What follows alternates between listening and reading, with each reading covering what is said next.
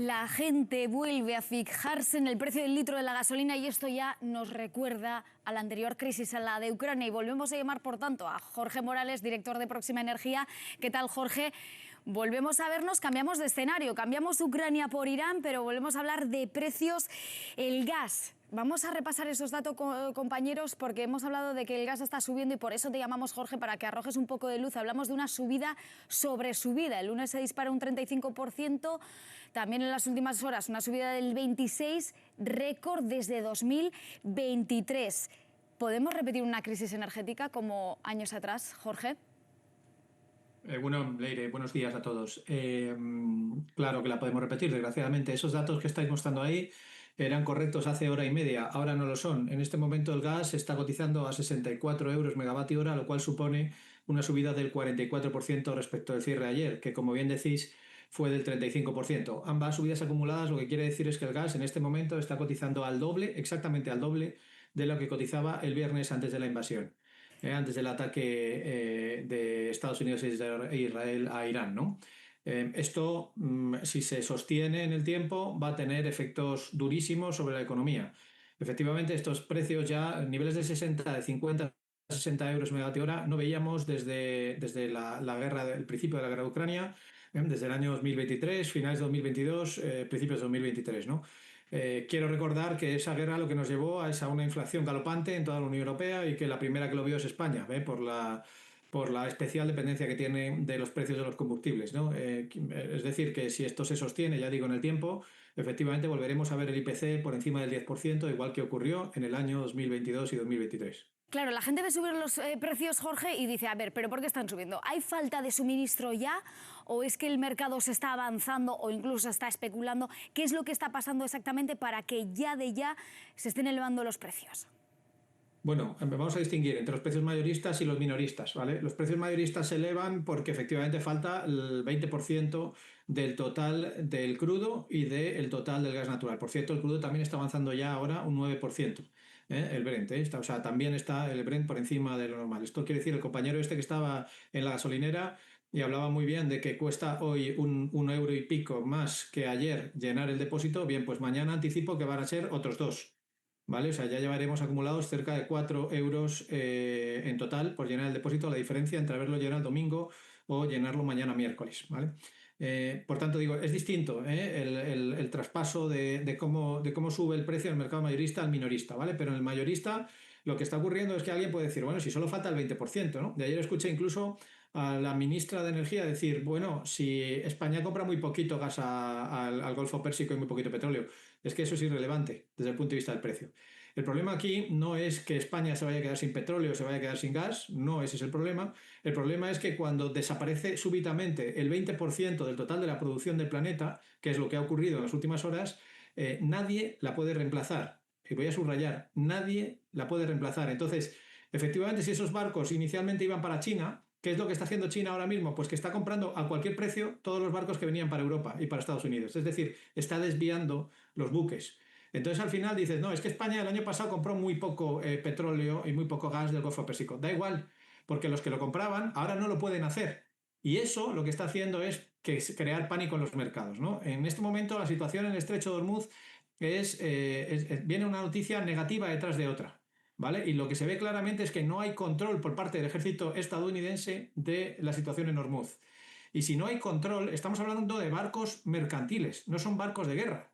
Estamos hablando de gente que se gana el pan de cada día, subiéndose a ese barco para transportar petróleo o transportar gas. Y evidentemente no se van a jugar la vida por pasar por un estrecho en donde les han amenazado de bombardeos, ¿no? Salvo que lo que tengan es una escolta garantizada por parte de Estados Unidos. Y no es fácil hacerlo. No es fácil porque resulta que es que Irán tiene muchas formas de atacar a esos barcos dentro del estrecho. Es un estrecho corto, es un estrecho de apenas 30 kilómetros de distancia y donde hay muchas formas.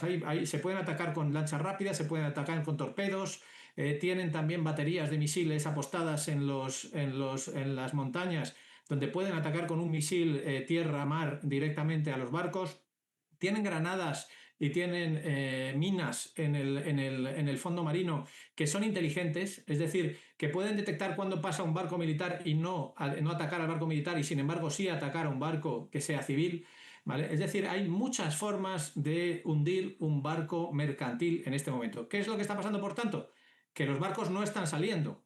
Los bancos se están quedando en su origen y, por tanto, ahora mismo se está bloqueando el suministro de gas y petróleo. Y eso es lo que está llevando al pánico en este momento a los mercados. Entonces, yo ya lo he dicho esta mañana a primera hora, lo vuelvo a insistir ahora ya a media mañana. Si esto no se resuelve rápido, y estoy hablando, es una llamada a la Armada norteamericana antes del domingo, esto va a ocasionar una crisis económica brutal, pues con peores, seguro, peores impactos de los que tuvo la situación en Ucrania, por una sencilla razón, porque la cantidad de materia prima afectada, de gas y petróleo, es mucho mayor que la que venía de Rusia en el año 2022 cuando se inició la invasión de Ucrania. Claro, encima los mercados se van agotando.